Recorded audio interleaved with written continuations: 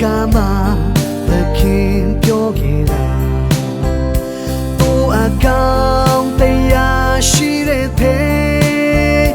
တို့လေးတကောင်ပြောင်းလို့သခင်လိုက်ရှာဝင်ချင်းခင်မလို့တရားသည်ကိုကမှာသခင်ပြောခဲ့တာကိုအကောင်တရားရှိတဲ့တဲ့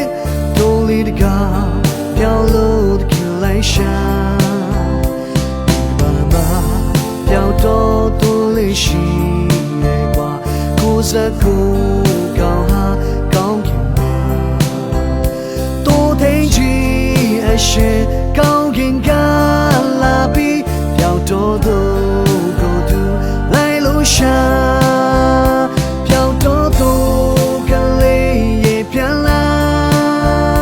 တိုးထိန်ကြီးအရှိခေါ်လို့နေပြောင်းတော့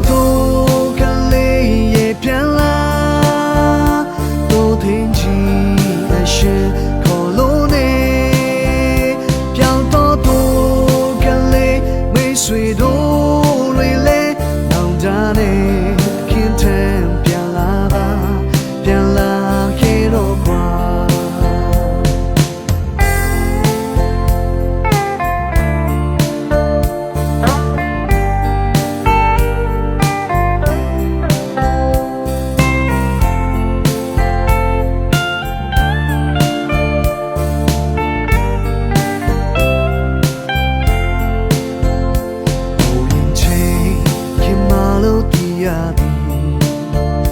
လောကမှာ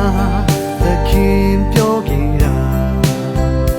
ကိုအကောင်တရားရှိတဲ့တဲ့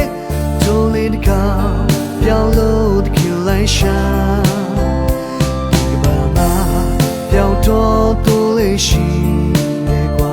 ကိုယ်စကူ